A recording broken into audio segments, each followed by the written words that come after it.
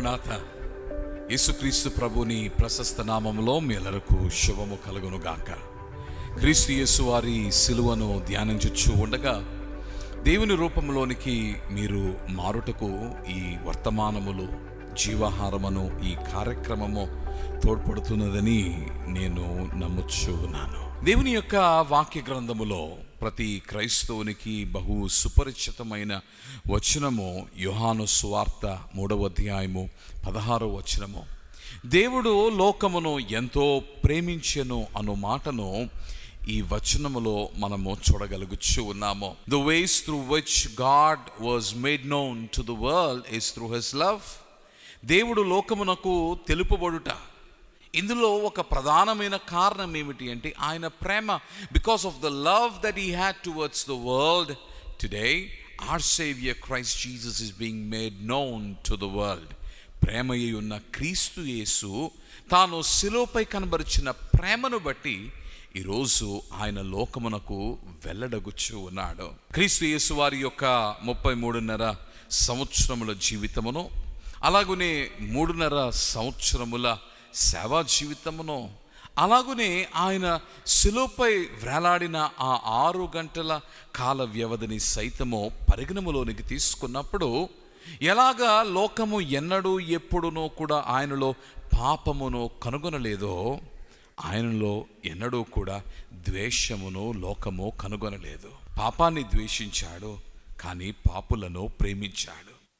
ఏ మనిషిని కూడా ఆయన తృణీకరించినట్టు, ఏ మనిషిని కూడా ఆయన ద్వేషించినట్టు, ఆ మాటకు వస్తే పరిసయ్యులు, శాస్త్రులు, మతాధికారులు, ధర్మశాస్త్ర ఉపదేశకులు సైతము క్రీస్తు యేసుకు వ్యతిరేకముగా పన్నాగములు పన్ని ఉన్నను, వారి యొక్క వేషధార స్థితిని ఆయన గద్దించి ఉన్నను, ఆయనను వారిని సైతము ప్రేమించిన వాడై ఉన్నాడు. కఠిన హృదయులు, పాప బంధకములో చిక్కుకుని ఉన్న నరులు, ఎంతటి ఘోర పాపము చేసి పాపిగా వారు నిలిచి ఉన్ననో అట్టి వారిని సైతము ఆయన ప్రేమించిన వాడై ఉన్నాడు.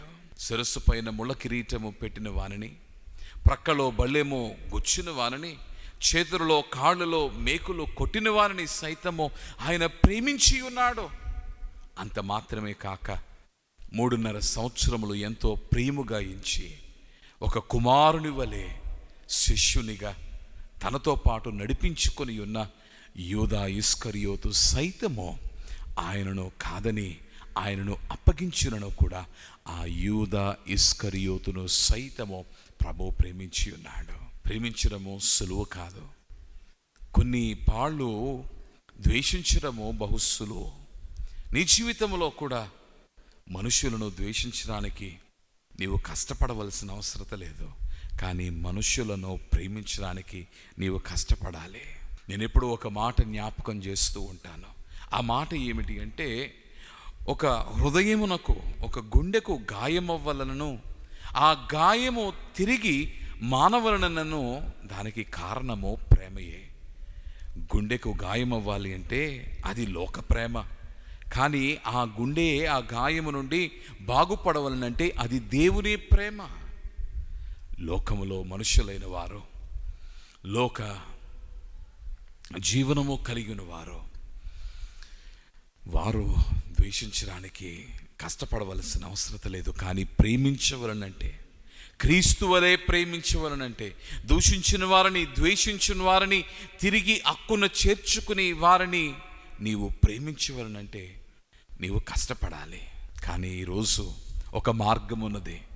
క్రీస్తు యేసు మార్గమును సుగమము చేశాడు. ఎప్పుడైతే క్రీస్తు యేసుని నీ హృదయములో చేర్చుకుంటావో ఆయన ప్రేమ నీ హృదయములో నిండి ఉంటుంది. తద్వారా ద్వేషింపబడవలసిన వారిని సైతము నీవు ప్రేమించగలవు. నిన్ను బాధించిన వారిని సైతము నీవు ప్రేమించగలవు. నిన్ను దూషించిన వారిని సైతము నీవు గౌరవించి ప్రేమను పంచగలవు. క్రీస్తు వలె లోకాన్ని ప్రేమిద్దాం, క్రీస్తుని ప్రేమను లోకానికి పంచుదాం. ప్రభువా, ఈ వర్తమానమును బట్టి నీ వలె మేము లోకమును ప్రేమించుటకు, అనగా లోకములో ఉన్న దుర్మార్గతను కాదు, లోకములో ఉన్న దుష్టత్వమును కాదు, కానీ లోకములో నీచే నిర్మింపబడిన ప్రతి నరుని ప్రేమించుటకు నీ మనస్సును మాకు దయచేయము. అందుకొరకు నిన్ను మా హృదయములోనికి ఆహ్వానించుచున్నాము. మా హృదయములోనికి రమ్మని నిన్ను ఆహ్వానించుచు ఉన్నాము. మా హృదయములో చేరి నీవలే లోకమును ప్రేమించగలిగిన మనస్సును మాకు ఇమ్మని ప్రాణనాథుడై ఉన్న క్రీస్తు పేర ప్రార్థించుచున్నాము మా ప్రియ పరలోకపు తండ్రి. ఆమేన్. మరణాత.